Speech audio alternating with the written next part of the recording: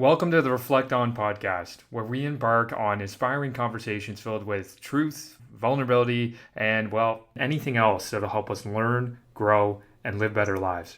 I'm your host, Kevin P. Murphy. Thank you so much for embarking on this reflection journey with me today. Now let's get right into it. This episode is with John Barry. John Barry is a small-town born entrepreneur that gains his biggest fulfillments in life through spending time with family, providing dedicated care to his clients, and living a life in purpose for something greater than himself. To me, he really is a shining example of an everyday hero.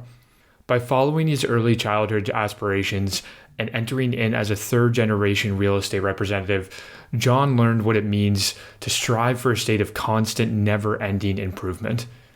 In this episode, we explore just how important the little things are in life and what general service means to others, how and why challenging yourself is so critical to a purposeful and fulfilling life, and understanding when it makes sense to acknowledge perfectionism, to let off the reins, and so many other lessons. Much of this is centered in the lessons that John learned from one of his biggest passions, which is cycling. He cycles both for leisure and to challenge himself. And some of the metaphorical comparisons to life in general are just astounding in this episode. To date, John has raised well over $100,000 in support of cancer research and initiatives by enduring long-distance cycling challenges. His most recent one being the 7 days in May, where he bikes nearly 1,200 kilometers over 7 days in support of pancreatic cancer. And as John mentions, it's not just about donating your money or your time. It's also about challenging yourself to becoming a better person so we can all be in service of the communities around us and the people around us. Should you have any time or funds to spare, please consider checking out more of John's story, which will be linked up in the show notes, as 100% of the proceeds go directly to fund research. This episode is one where you can really expect to look inward in hopes of becoming a better person. So thank you, as always, for being here. Thank you for engaging in this, and please enjoy this conversation with John Barry. John Barry, thank you very much for being here in this garage, this amazing setup. There were certainly a few reasons you were actually, top 5 on my hit list when I started this. One of them is just because of the type of person you are. I've known you now for 13 years, but I want to challenge you for a moment and pretend that you don't know me at all. Take a moment. Tell me what you love the most about the things that you do in your life. So things that I love most about my life would be the freedom that we get in the choices that we can make. People can do anything that they want to do in life if they put their mind to it. Mm-hmm. Pretty much, and that's, I shouldn't say everything. If I wanted to be a sumo wrestler or if I wanted to be a basketball player, it might not happen. I don't have the build for it or the height for it, so that sort of thing. But in life, I think that people, there's a lot of opportunities out there for people to do what they want to do, and sometimes it's not just for the money aspect or business aspect. There's people that enjoy a sport and that's what they do. They do whatever they want to do just for recreation. People love to go camping, and they go camping every weekend in the summertime or take the summer off and go camping, and they love to do that. That's a win for them. They're getting to do what you want to do.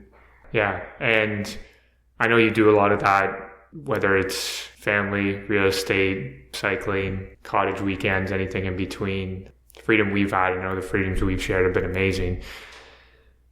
I want to challenge you with a question. I've asked, I think, 1 or 2 people this before, but tell me what you would consider your biggest successes in life other than family. You're not allowed to mention family.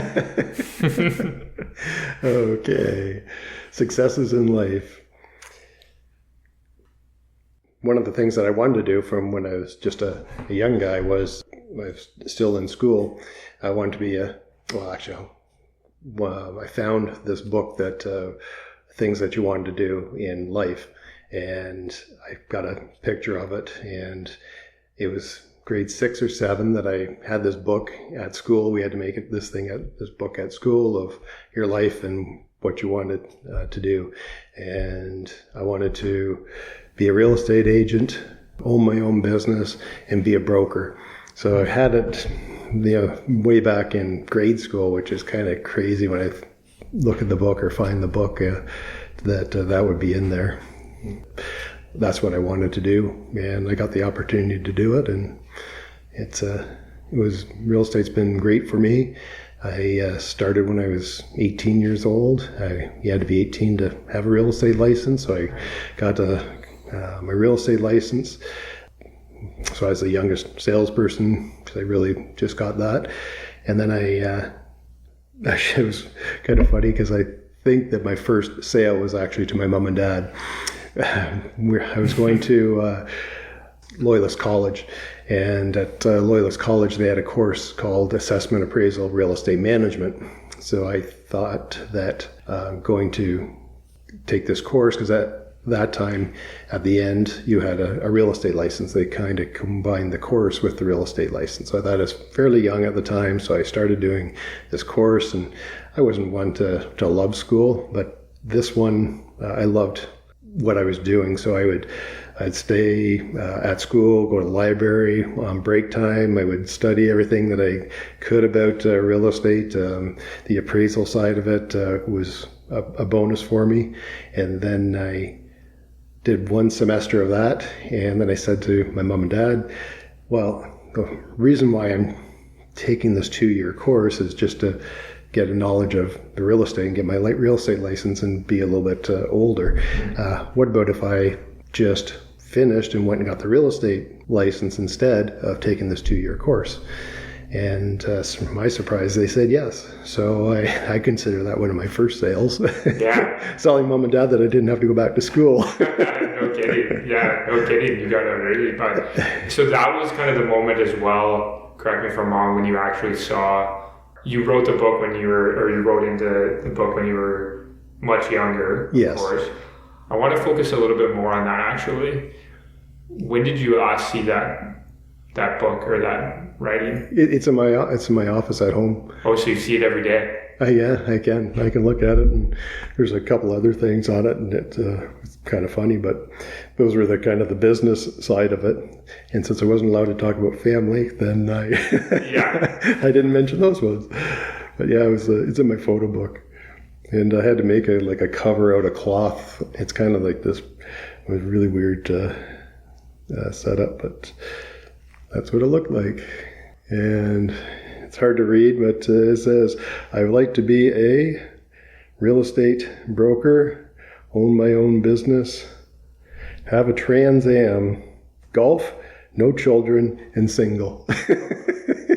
Wow, but I was like at 6 or 7, so that's the part my wife doesn't like it. But again, it was Smokey and the Bandit days, Trans Am, that sort of thing. So I was really young when I had that idea, but the schoolwork. No, that's fantastic. And I'm going to guess I know the answer here, but I don't want to preface it or speak for you, of course, hence why we're doing this. But why'd you write that? Well, my grandfather actually started real estate in 1947. Wow. And my dad's been in the business for 55 years. He retired almost 10 years ago.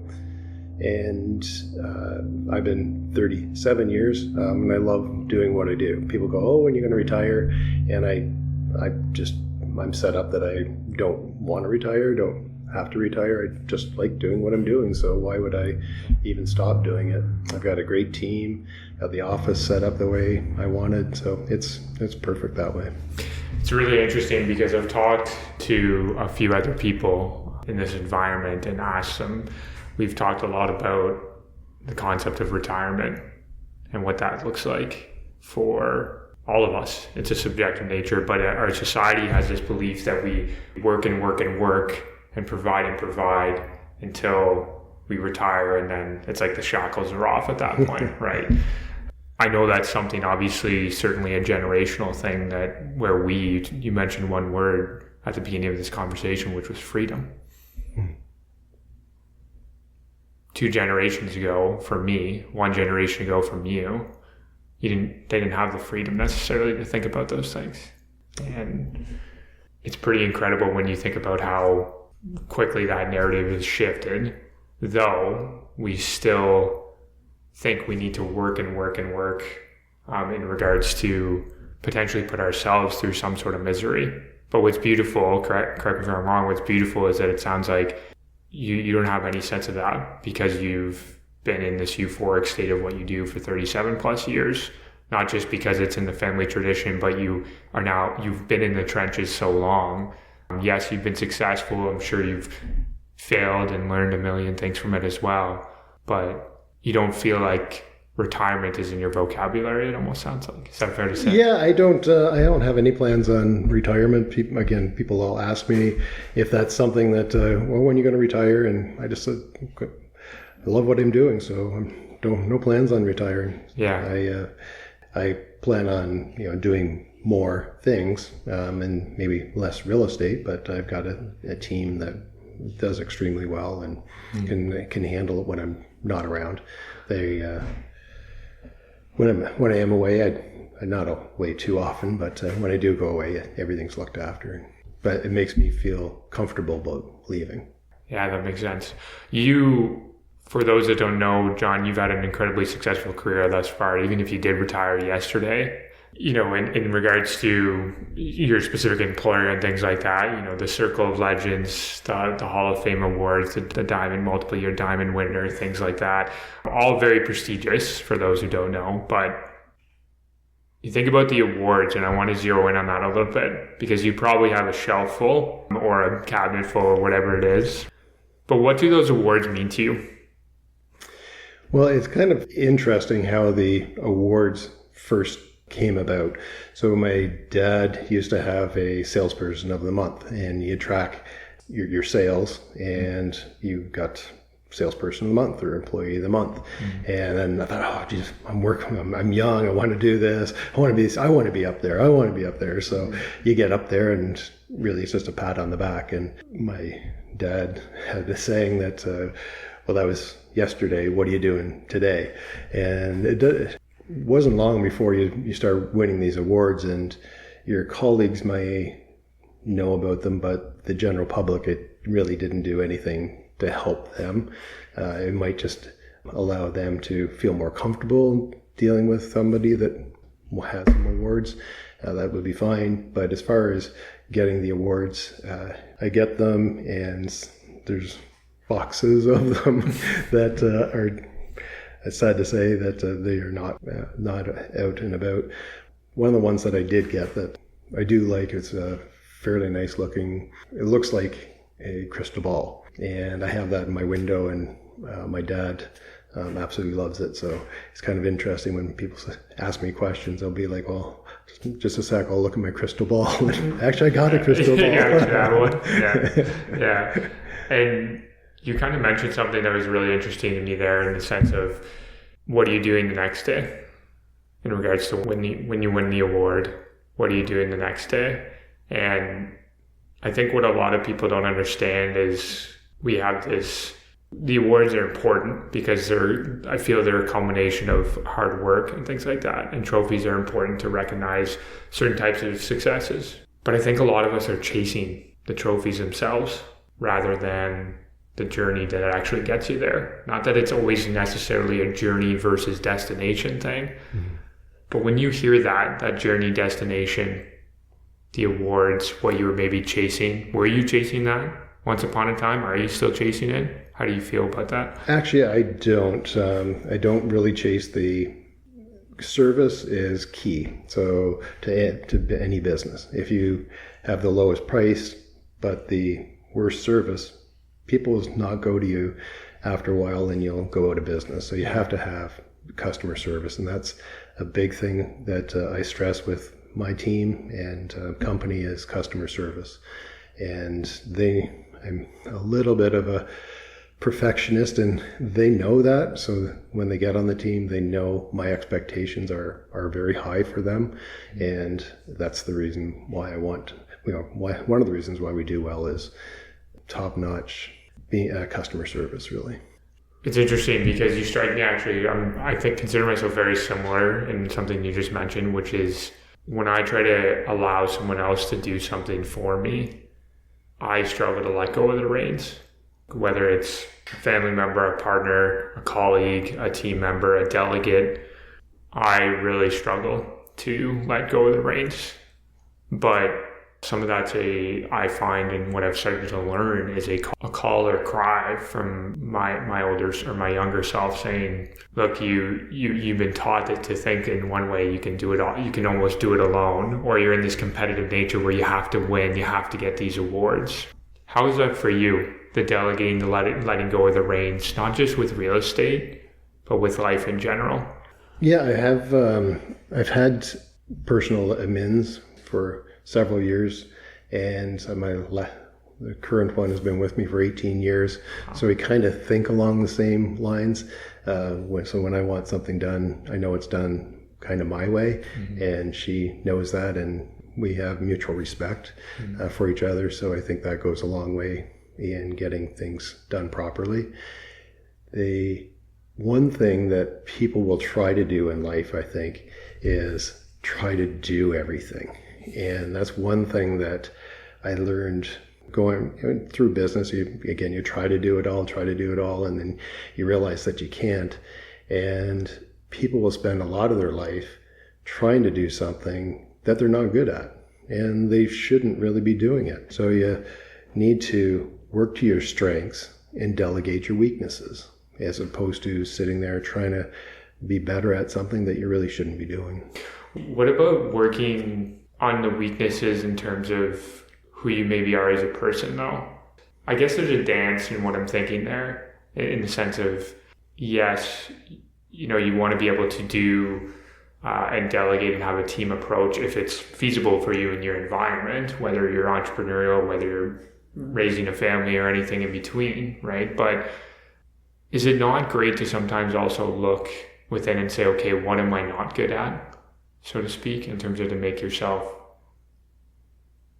maybe better from a business standpoint, and personal? Or do you really think it's just, even on the business side, is it, okay, what am I good at, so somebody else takes care of it, kind of thing?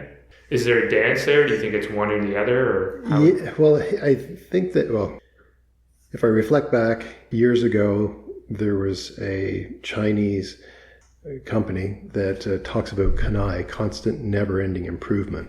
So if you go with that I think that there's always room for improvement. So even what you're doing, and it could be from a different company, different aspect, and you go, oh, you know what, maybe we could use that, and you bring that idea into your business, and it grows. Yeah. So it's kind of constant never-ending improvement is kind of a neat one, because you're always learning something new. And it's a challenge, sorry to interrupt, but it's a challenge to also not get that tunnel bias, especially when you're doing well. Yes, right? Correct. Because you can quickly become obsolete or irrelevant from a business standpoint. When you think about everything we just mentioned on the business side, you talking about your family history, the 37 years, for you now, what do you think are 2 of the 3 most translatable skills to life that you've learned? So working with my father from a young age, before I had my real estate license and before metal signs came around, everybody had wooden signs, and actually I'm just looking at them right over there and I'm surprised that they're not painted, because that was one of the things that we did. We painted our wooden post white before we put them up, and most people used one, and we actually used 2, and they're painted. It looked that much nicer. It looked like we cared more when we had our for sale signs out. So if you can do something from better than somebody else, I think, or another company, to make yourself stand out, it's the little things that matter. I think you show that what you're doing on the little things, and it shows in life. Yeah, you make me think about actually I know it was when Steve Jobs was a young kid. I remember reading about this in an article on him, or I think it was in a book of his. He basically said he had to paint, and you were talking about paint, he had to paint the outside of his fence. and he was done half of it, the other half where everybody could walk by and see it. And he asked his dad, and he said, "Dad, is this good enough?" And he said, "Well, what about the other side of the fence?" "Well, no one's going to see that." And he said, "Son, you'll see it. You'll notice it." Right? So you talk about this customer service, you talk about this doing the little things right and doing the extra steps. I think a lot of us sometimes forget to do that in life too, right? Like just how you make someone feel when you do the extra mile or the extra work you put in, or giving yourself a little bit of grace. And that's something that I think absolutely applies in the business, but also not just in the 9 to 5, not just in that environment. It's all around. We talk about one of the biggest things you're passionate about is cycling, as we know. It sounds like you go through ebbs and flows with cycling in regards to when you're training for something, but you're training for something right now, which is amazing. And that's something you've been doing for 13 years, I believe. 13 years, raised to date, I believe, over $100,000 now, which is just incredible for pancreatic cancer. 7 days of cycling, I believe it's over 1,200 kilometers around there when it's Correct. all said and done. Yeah. Tell me a little bit how you prepare beyond the training. You can tell me a little bit about the training. What do you prepare in your mind as well as you're getting ready for a challenge like this one in front of you? And tell us a little bit more about it beyond the context that I just gave. Sure. So the 7-day ride for pancreatic cancer, when I'm doing the training, getting outside in nature and just going down the road and just clearing your mind, it's very beneficial. So it's a win that I get to go out and cycle and also raise money for a very good cause. So I do have really good people that just help out and support me along the way. One thing that reflects life in cycling is once you stop pedaling, you'll stop. So to keep moving in life, you just need to keep on pushing forward and going forward. And you tend, when you cycle, is to focus forward and not look back. Mm-hmm. And that was kind of a neat metaphor that I had, realization more than a metaphor, of what it's like when you're cycling and you're constantly looking at the bumps and the stones and cars, pedestrians, animals, dead animals on the road. So you're very, very alert on when you go for a ride. Mm-hmm. So that it's kind of an interesting thing when you do go for longer distance rides. Then you have to break it down into food, water. Do you have enough supplies to go for a ride? I ride solo most of the time, except for these rides that I do with the 7 days. And like when I went for 100 kilometers this morning, I mapped it all out, but at the northern end, there was no spots for me to get water. So I had to stop at that 50 kilometer mark, stock up, and to make the rest of the journey. So it's planning. It's kind of interesting. They have really good cycling apps out there now that you can download on your computer. So it gives you turn by turn. And sometimes you think that you have it all down, and it takes you down the wrong path sometimes. It telling you to go up a one-way street. Well, I know that it's a one-way street, so I'm not going to go that route. So you go around, and it has little hiccups here and there, but overall it's really cool. The training that you do for the cycling is interesting too, because you can break it all down. And that's what you do with life too, is instead of just jumping on the bike and going for 160 kilometers, most people can't do that. They need to train for that. Mm. And it's just like in life, if you want to do something, you get a book about it, you read about it, you talk to people about it, then you research a little more, and then you get to that, and then you can get better at it. I do like the cycling. It gets you outdoors and just clears your mind. Do you have doubts when you're in the middle of the rides, especially the 7 day ones, rather, when you're doing 150, 160 kilometers a day nonstop? Yeah, there is some doubts that go through your mind. I don't get out and do these long distance rides. That's not my forte. I just like to get out and go for a 25, 35 kilometer ride. And if I cycle from my house to the cottage or back and forth, it's 55, and that's a long trip for me. Yeah. I just like to go out and look at the farms. I like looking at the crops going in, the crops being harvested. I like driving by and seeing a new house going up and the style of it, the nature that you do see.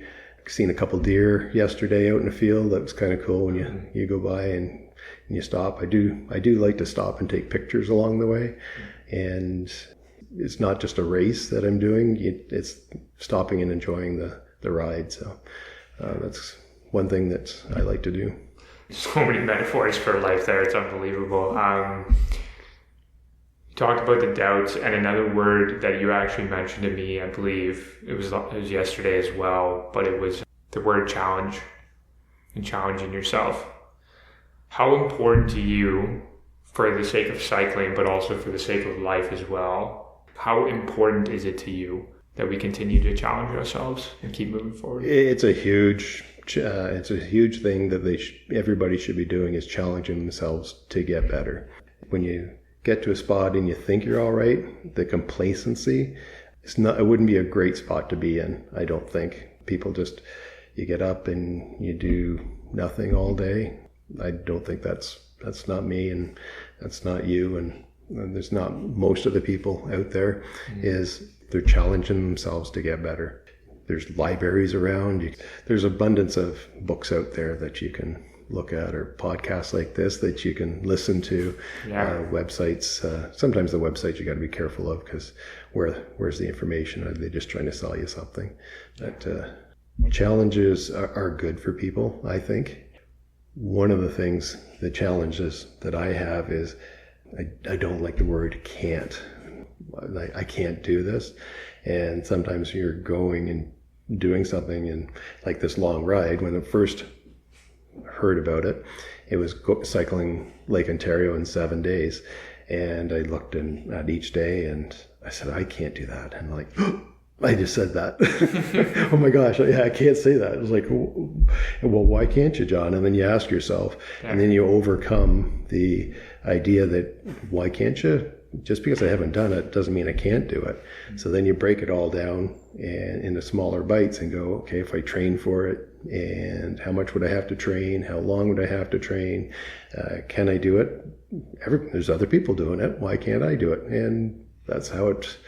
One night I just said, I can't say I can't do this, so I'm going to do it, and signed up for it. And the first time I did it, I was scared, because I'd never rode that distance before.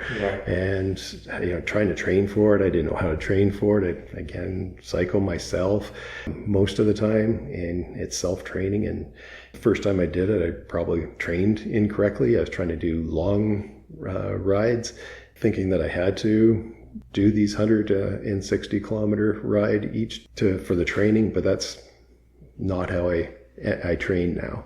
I get on my bike early in January and just cycle every day. And my goal when I first start is like 16 to 20 kilometers each and every day. Just ride, get your legs moving, and then in February, ramp it up a little more. So then you're 20, 20, 22, and then as each month goes on, you just keep on adding. And then my April month, I call them bonus rides, where you ride in the morning and ride in the afternoon. So just kind of you build up to the distance, and then I'll just taper down for the ride. Yeah, and the ride is starting at the end of this month, May, which is fantastic. To date, I know you were, I believe, $95,000 totally before you started, or around there. To date, probably surpassed the $100,000 mark total for pancreatic cancer. So I started out with doing the cancer ride. So I did $25,000 for Conquer Cancer, which was a general, and then it was 68,000, I believe, for pancreatic cancer. Wow. So altogether, I was 95,000 dollars for cancer that I did have raised cycling. And this year, 115, I'll be 110,000 for pancreatic or for incredible. Cancer. Congratulations. That's actually amazing. And it's a good segue because that is one of the biggest reasons in terms of admiration, John, and envy in an amazing way for you and what you're doing is because you're doing something in service for something greater than yourself. How important is that to you to be in service of something greater than yourself? And I say that in the sense of we can be so siloed into trying to make ourselves better and challenge ourselves and get better every day. But sometimes when we do that, we can be very inward focused, almost too inward focused. The self-improvement, the self-talk, all of it is focused on ourselves. But how important is it to balance that with being in service of something greater than yourself? Yeah, it's very important for service, charity work. There's all kinds of charities out there that need help, and some people have the time to donate back, so they will donate their time, and others have money, and so they donate the money, and some are fortunate they have both and can give their time and money.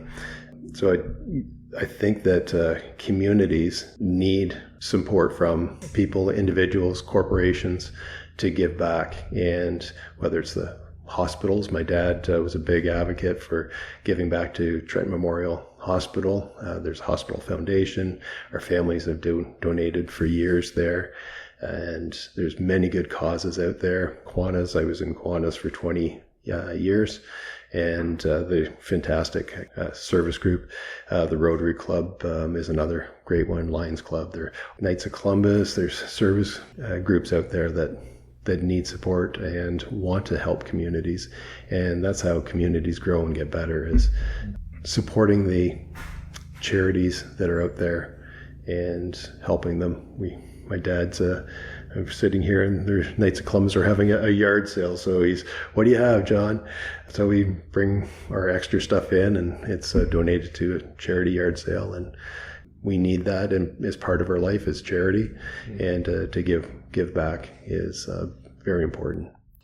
You're helping around almost, it's not always the formal sense, which is obviously very important as well, but whether it's your time to just someone who you see as less fortunate than you have no idea what their day has been like, or who they are, or what they're suffering through, whether it's literally and physically, monetarily or otherwise, or perhaps just what's inside them and what they're doing to themselves.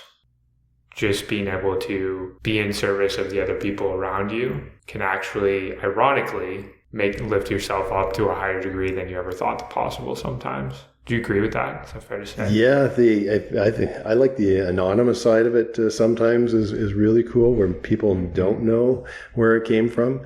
The Tim Hortons drive-through is an awesome one to do, and but I've done that many times, and you kind of feel good, and you don't even know who you're helping. I take the staff out for lunch sometimes, and we're downtown, and I always grab I've got a bag of loose change there, and as we're going down the street, I'll pop in. If people have expired meters, and the staff kind of, what are you doing? It's like, oh, well, their meter is expired. So you help somebody that they don't know you did it.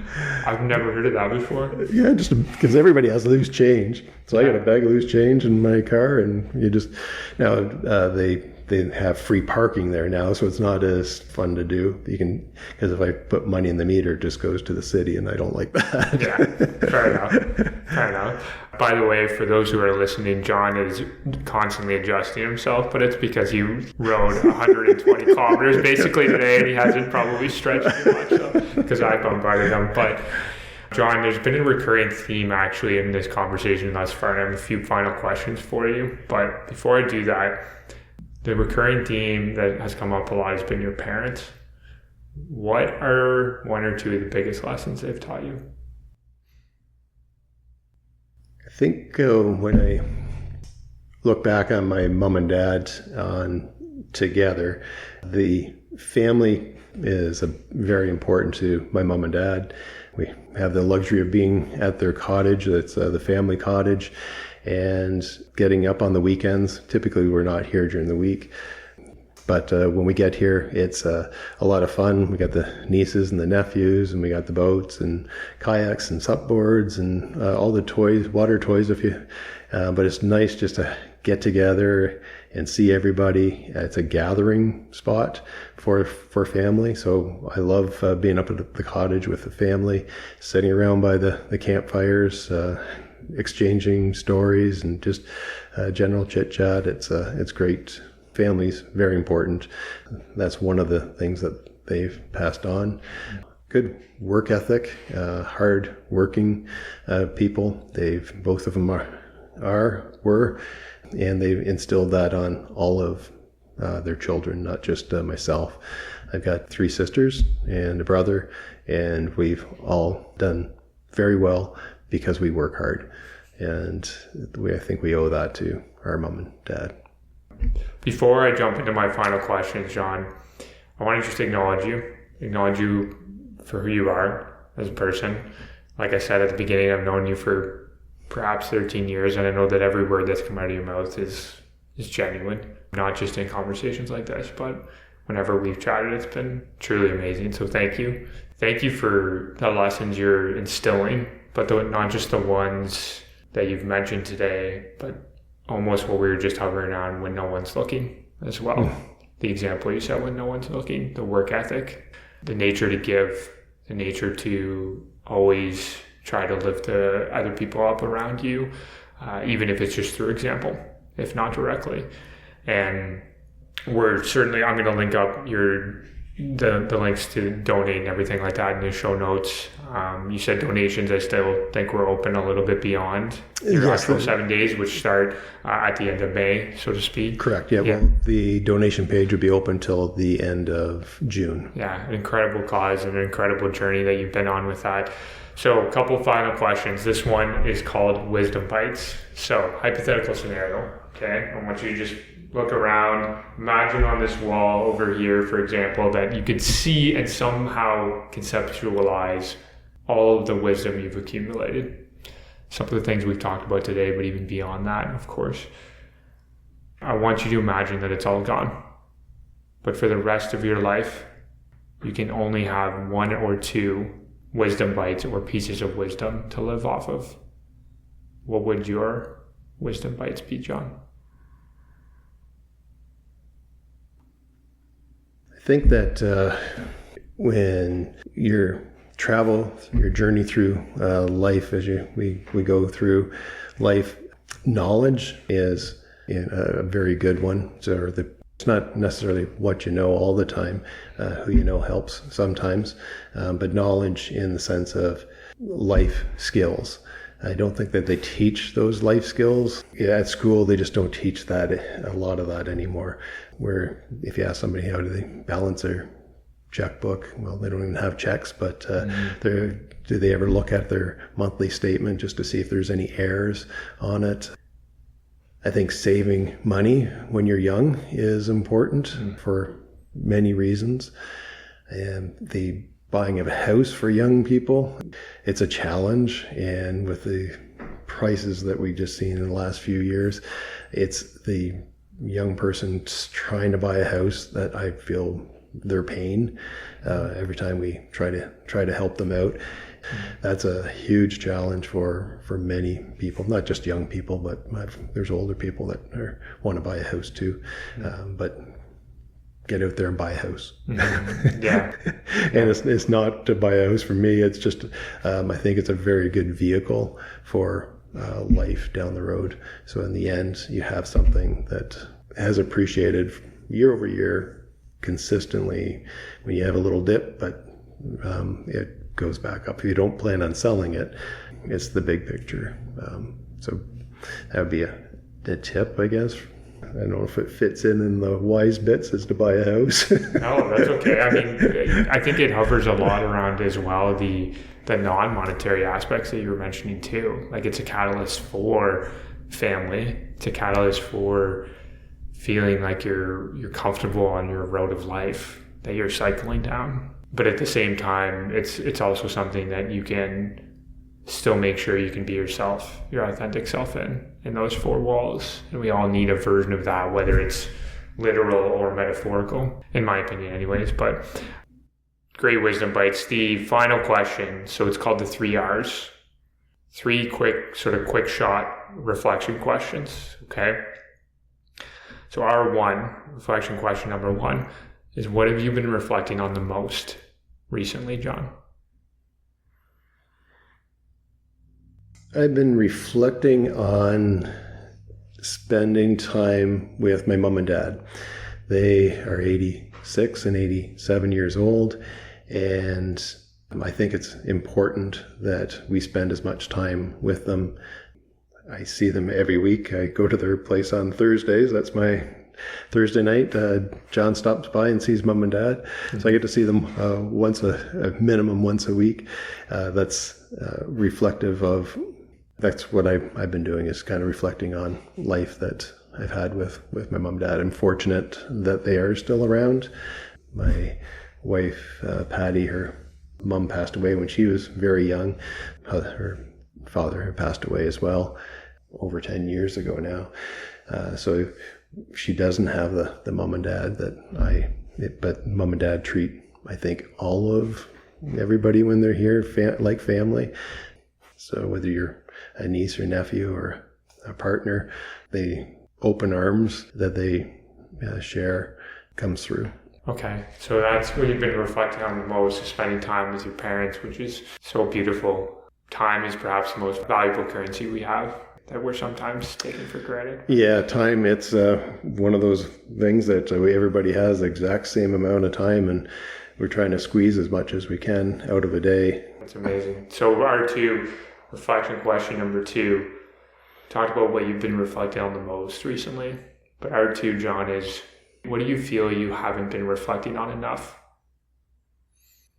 I think helping others more is one thing that I've been reflecting on as you're making the pledges to keep coming in and going on the 7 days. You go, wow, that's there's some people there that I haven't reached out to in a little bit, and reflecting that I need to get out there and thank them for their donations and their support for year over year, many of them, and reflecting on helping others in different ways as well. Just beyond the 7 days, can we make this bigger? Is there other people that we can help? What can we do to give back?